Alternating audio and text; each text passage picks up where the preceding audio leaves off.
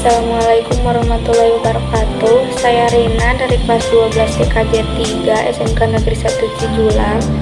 Di sini saya akan membahas tentang materi NAT atau Network Address Translation, pengertian NAT, jenis NAT, cara kerja, fungsi serta manfaatnya. Yang pertama yaitu pengertian NAT. NAT merupakan sebuah metode yang dimana perangkat jaringan komputer akan memberikan IP publik ke perangkat jaringan lokal sehingga banyak IP private dapat mengakses IP publik untuk terhubung dengan jaringan internet. Apa itu IP private dan IP publik?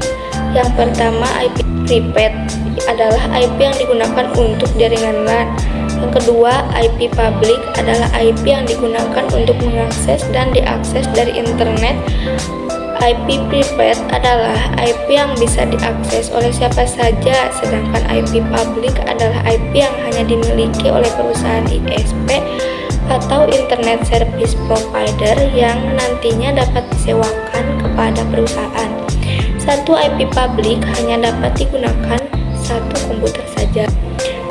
Yang kedua, jenis-jenis NAT. Setelah kita mengetahui pengertian NAT, perlu juga kita mengetahui jenis-jenis NAT yang terdapat pada jaringan yang digunakan secara umum. Penjelasan jenis-jenis NAT ada 4, yaitu statik. Yang pertama statik, dinamik, overload, dan overlapping. Berikut penjelasannya. Yang pertama, static NAT. Seperti namanya, static NAT atau disebut statik merupakan jenis NAT yang menerjemahkan semua alamat IP privat menjadi alamat IP publik meskipun IP tersebut belum didaftarkan. Jenis static NAT biasanya digunakan untuk melakukan remote access ke komputer lokal melalui jaringan publik. Jadi semua komputer secara otomatis dapat kita akses melalui jaringan luar tanpa melakukan settingan tambahan. Static NAT memang jenis yang paling mudah untuk digunakan. Untuk jaringan yang besar, static NAT tidak disarankan untuk digunakan. Selain boros dengan IP, keamanan perangkat jaringan juga terancam.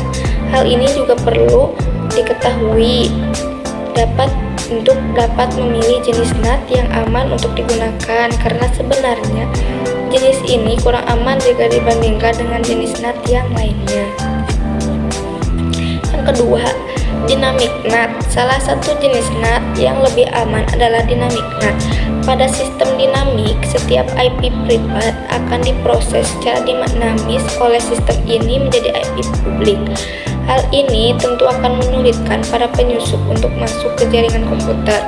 Karena itulah disarankan menggunakan jenis dynamic NAT untuk keamanan jaringan yang lebih bagus jika dibandingkan static NAT.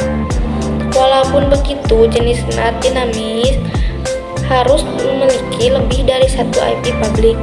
Jika tidak, maka tetap saja sistem ini menjadi statik karena yang akan didapatkan oleh klien bukan IP yang berbeda-beda setiap saat. Yang ketiga yaitu overloading NAT. Overloading NAT juga bisa disebut dengan Port Address Translation (PAT) yang memiliki sifat sama dengan dynamic NAT, yaitu mengubah IP privat menjadi IP publik sesuai dengan IP yang didaftarkan pada NAT. Cuma yang menjadi perbedaan adalah pada jenis dynamic NAT. Satu IP publik hanya bisa digunakan oleh satu IP privat. Sedangkan pada overloading NAT, IP publik dapat digunakan oleh beberapa IP privat. Hal ini dapat berjalan karena setiap klien dengan IP privat dipisahkan atau diberikan port yang berbeda di belakang IP address. Jadi, dengan menggunakan jenis NAT ini, kita akan dapat menerjemahkan lebih banyak IP privat meskipun kita memiliki IP publik yang terbatas. Hal ini tentu menguntungkan dalam hal pengiritan IP publik dan juga dapat meningkatkan keamanan jaringan lokal kita karena IP publik yang diakses memiliki port yang tidak dapat dideteksi dari jaringan luar. Yang keempat yaitu overlapping NAT.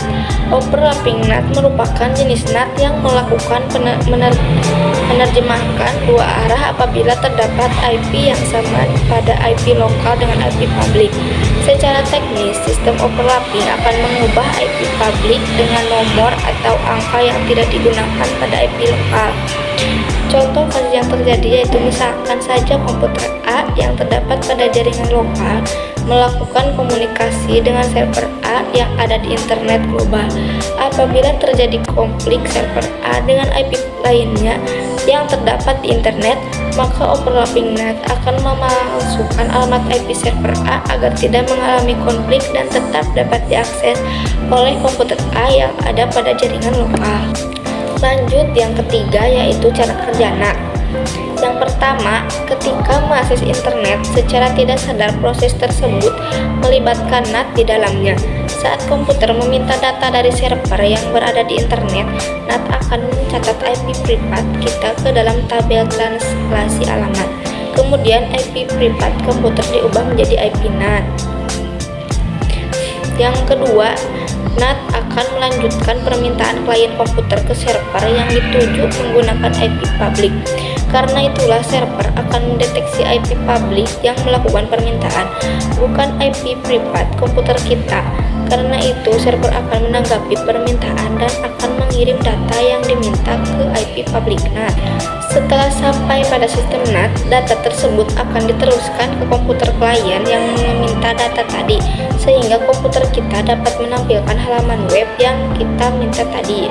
Proses ini akan terus berlangsung apabila terjadi permintaan dari klien komputer. Keempat yaitu fungsi NAT. NAT merupakan alat translasi IP publik ke IP privat atau juga sebaliknya dari IP privat sehingga dapat mengakses IP publik. Jadi dapat ditarik kesimpulan kalau NAT memiliki fungsi dalam hal translasi, terjemahan, atau juga bisa disebut dengan jembatan antara IP privat dengan IP publik yang terhubung ke internet. Yang kelima yaitu manfaat NAT dalam jaringan. Sebenarnya antara fungsi dan juga manfaat sebenarnya hampir sama, tetapi jika fungsi itu lebih pada kebergunaan sistem NAT, sedangkan manfaat NAT merupakan apa yang kita rasakan ataupun keuntungan yang kita dapatkan saat menggunakan sistem NAT pada jaringan kita. Beberapa alasan kenapa kita menggunakan NAT. Yang pertama yaitu menghemat IP publik yang diberikan oleh ISP, Internet Service Provider. Yang kedua, mengurangi resiko konflik IP yang dapat terjadi pada jaringan lokal maupun jaringan global. Yang ketiga, menghindari proses redashing kembali ketika jaringan internet mengalami perubahan. Yang ketiga yaitu menghindari proses redressing kembali ketika jaringan internet mengalami perubahan. Yang keempat, koneksi ke jaringan internet semakin fleksibel. Sekian penjelasan materi tentang Network Address Translation atau NAT. Semoga bermanfaat. Wassalamualaikum warahmatullahi wabarakatuh.